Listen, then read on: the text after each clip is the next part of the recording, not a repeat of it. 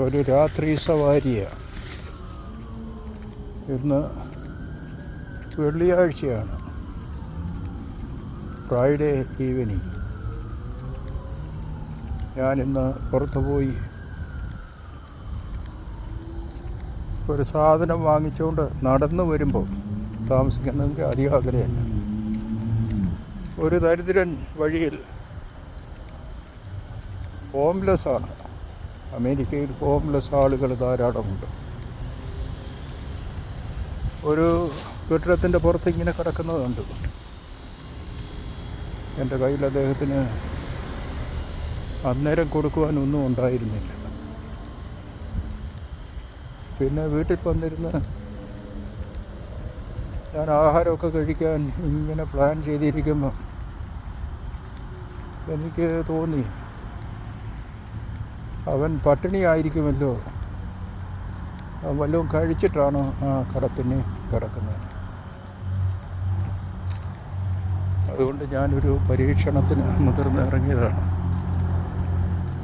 ശകലം ചിക്കൻ കബാബും ഒരു പഴവും ഒരു സോഡായും ഞാൻ കയ്യിലെടുത്തിട്ടുണ്ട്. പോയി നോക്കട്ടെ, അവനവിടെ ഉണ്ടെങ്കിൽ അവനത് കൊടുക്കാമെന്നുള്ള ആ ഉദ്ദേശത്തിൽ ഞാൻ ഇറങ്ങിയിരിക്കുകയാണ്.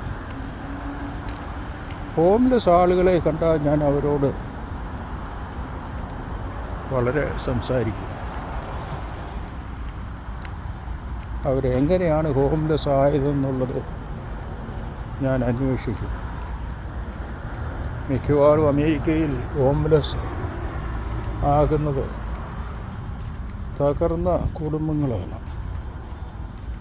ഭാര്യയും ഭർത്താവും വഴക്കുണ്ടാക്കി അവർ വേർപെടുമ്പോൾ കുഞ്ഞുങ്ങൾ അനാഥരാകും. അങ്ങനെയുള്ള കുഞ്ഞുങ്ങൾ തെരുവിലേക്ക് പോകും.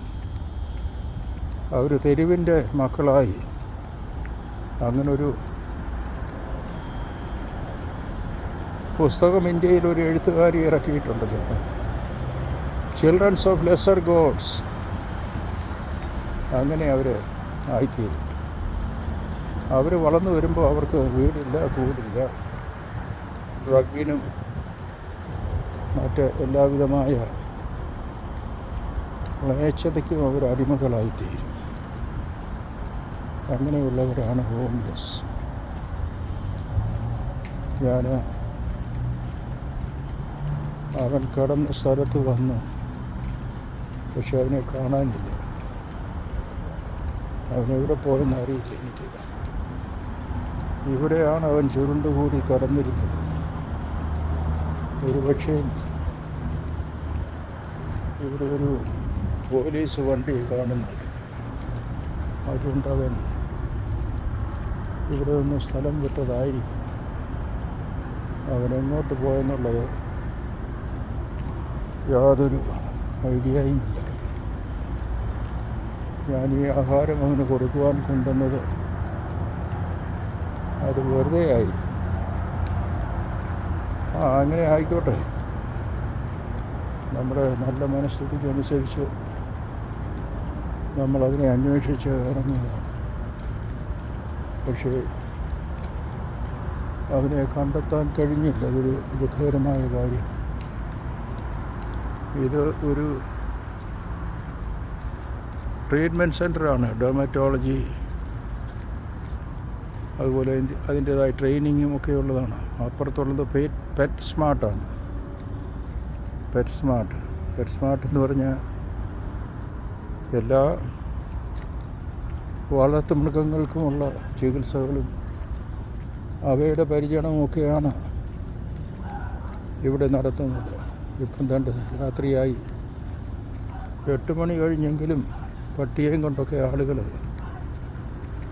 വന്നിട്ടുണ്ട്.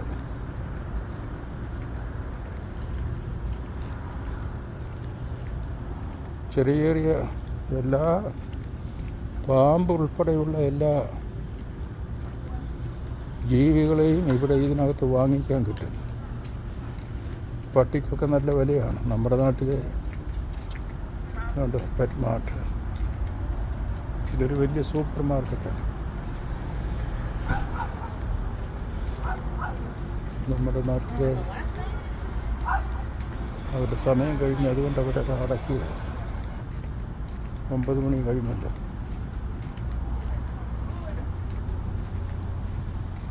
അങ്ങനെ എല്ലാവിധ മൃഗങ്ങൾക്കുള്ള ചികിത്സയും അതിൻ്റെ ആഹാരങ്ങളും പരിചരണങ്ങളും എല്ലാം ഇവിടെ ലഭിക്കും. എന്നാൽ ഞാൻ നിർത്തട്ടെ.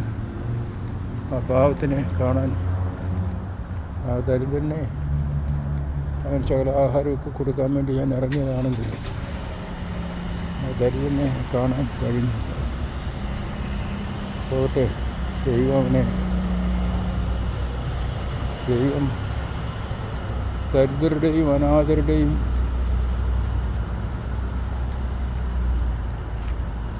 ദൈവമാണെന്നാണല്ലോ വേദപുസ്തകം പറയുന്നത്. ദൈവം അവനെ പുറത്തട്ടെ. Okay, thank you. ഞാൻ തിരിച്ചെൻ്റെ ഭവനത്തിലേക്ക് നടക്കുകയാണ്. Thank you very much for watching this. This is America, Virginia Beach. Thank you. Bye.